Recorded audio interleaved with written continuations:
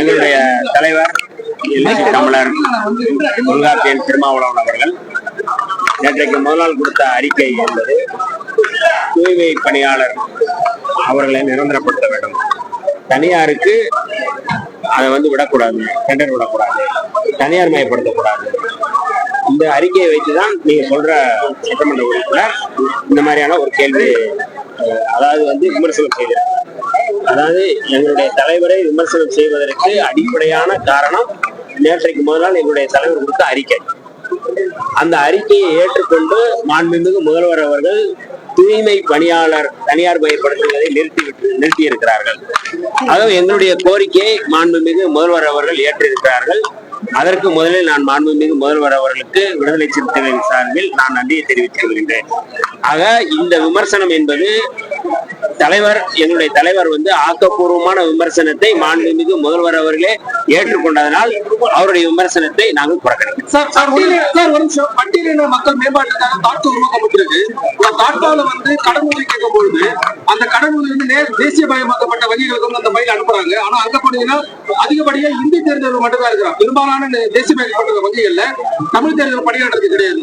இதனால அவங்க அந்த என்ன தொழில் செய்ய போறது பெரிய தடை ஏற்படுறதோடு அவங்களுக்கான முறையான அந்த கடன் உதவி கிடைக்கிறது இல்ல. எதிர்காலத்துல கூட்டுறவு வங்கி மூலமாக நாங்கள் வங்கி கடன் வழங்கப்படுவோம். இல்ல, அதாவது இந்த தாட்கோ பிரச்சனை அப்படிங்கிறது நீண்ட காலமா லோனுக்கு அப்ளை பண்ணவங்களுக்கு அது ரொம்ப கடினமா இருக்கு. அவன் லோன் கிடைப்பதற்கு என்ன மாதிரியான எளிமைப்படுத்துவது, தாட்கோ விண்ணப்பித்த அத்தனை பேருக்குமே எளிதில் கிடைக்கக்கூடிய வகையில, இன்னும் கூடுதலா எவ்வளவு விரைவில் கிடைக்கக்கூடிய வகையில நாங்க அதை ஒரு செயல் திட்டமா கொண்டு வந்திருக்கோம். அது விரைவில் நாங்கள் அறிவிப்போம். தாட்கோ இனிமே எல்லோருக்குமான விரைவில் அந்த லோன் கிடைப்பதற்கான வசதி வாய்ப்புகள் நாங்கள்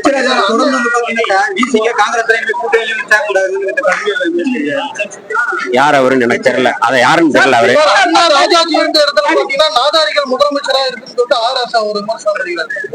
அதான் ஏற்கனவே ஆராசா அவர்கள் தோல்வி ஏற்பட்டதிலிருந்து மிகுந்த மன உளைச்சல், பல விதமான உளறல்களை அவர் செய்து வருகிறார். அது ஒண்ணு.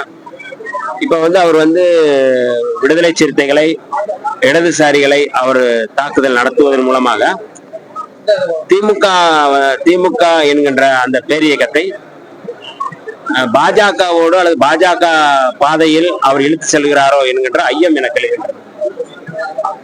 ஒரு திராவிட இயக்கம், திராவிட கொள்கைகளை அழுத்தமாக வலிமையாக பேசி வருகின்ற இயக்கம் விடுதலை சிறுத்தைகள் இயக்கம், இடதுசாரி இயக்கம். இந்த திராவிட கொள்கையை ஏற்றுக்கொண்டு புரட்சியாளர் அம்பேத்கர், தந்தை பெரியார் அவருடைய கொள்கையோடு செயல்பட்டு கொண்டிருக்கின்ற விடுதலை சிறுத்தைகளை அவர் விமர்சிப்பதன் மூலமாக அல்லது விடுதலை சிறுத்தைகள் மீது அவதூறு கொட்டுவதன் மூலமாக அவர் என்ன சொல்ல வருகிறார், அதை நம்ம கேட்கிறோம். அப்ப விடுதலை சிறுத்தைகளையும் இடதுசாரிகளையும் அவர் விமர்சிப்பதன் மூலமாக அவர் பாஜக பக்கம் இழுத்து போவதற்கு, திமுக இழுத்து போவதற்கு முயற்சிக்கிறாரா என்கின்ற ஐயம் எழுகின்றது. அந்த பின்னணியில் தான் அவர் எங்களை விமர்சனம் செய்கிறாரே ஒழிய வேற காரணம் இருப்பதாக நான் தெரியவில்லை.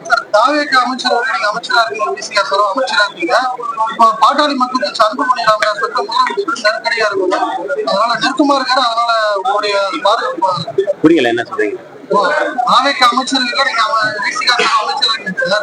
பாட்டாளி மக்கள்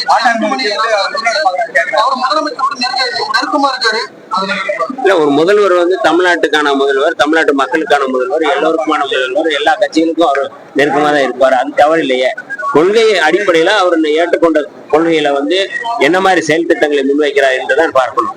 ஆக மாண்புமிகு முதல்வர் அவர்கள், ஜோசப் விஜய் அவர்கள் மிகுந்த தெளிவோடு இடதுசாரி கொள்கையோடு இடதுசாரி கட்சிகளை முன்வைத்து அவர் இங்க ஆட்சி நடத்துகிறார். ஆக யார் வேண்டுமானால் சமூக நீதி தொடர்பாக, சாதிவாரி கணக்கெடுப்பு தொடர்பாக மரியாதைக்குரிய அன்புமணி ராமதாஸ் அவர்கள் சந்திக்கிறார்கள். தவறில்லையா? என்னுடைய கொள்கையும் கோட்பாடும் அதுதான். சாதிவாரி கணக்கெடுப்பு நடத்தணும் அப்படிங்கிறதா எங்களுடைய நிலைப்பாடு. அதான் மரியாதைக்குரிய அன்புமணி ராமதாஸ் அவர்கள் சொல்றாரு. அதனால சந்திப்பது தவறு இல்லையா? நெருக்கம் காட்டுவது தவறு இல்லையா? ராணிப்பேட்டை மாவட்ட ஆட்சியர் வளாகத்தில் அம்பேத்கர் சிலை அமைக்கப்பட்ட நடவடிக்கை எடுக்கப்படுமா சார்? ஏன்னா வடார்காடு மாவட்டம், அம்பேத்கர் மாவட்டம், கண்டிப்பட்ட மாவட்டம், வேலூர் மாவட்ட ஆட்சியர் அலுவலகத்துல அம்பேத்கர் சிலை இருக்கு. அது வந்து பிரிந்து வந்த ராணிப்பேட்டை மாவட்ட ஆட்சியர் அலுவலகத்தில் சிலை நடவடிக்கை. ராணிப்பேட்டையில் மட்டுமல்ல, தமிழ்நாடு முழுக்க அதாவது வந்து புரட்சியாளர் அம்பேத்கர் சிலை வைப்பது தொடர்பாக, பெண்களை சிலை அமைப்பது தொடர்பாக, இட பிரச்சனை தொடர்பாக நிறைய மனுக்கள் வந்திருக்கின்றன. இதையெல்லாம் நாங்கள் வந்து முறையாக பரிசீலித்து முழுமையாக புரட்சியாளர் அம்பேத்கர் சிலை வைப்பதற்கு எளிதான அனுமதி பெறுவதற்கான வழிவகைகளை செய்து கொண்டிருக்கிறோம். அதற்கான செயல் திட்டங்களை நாங்கள் வந்து பார்த்துக்கிறோம். விரைவில் வந்து அந்த எளிமைக்குள்ள பகுதியில வந்து ஒரு 3-4 ஆண்டுகளமா அம்பேத்கர் சிலை தலையே இல்லாம இருக்காரு. என்ன நடவடிக்கை எடுக்கிறீங்க?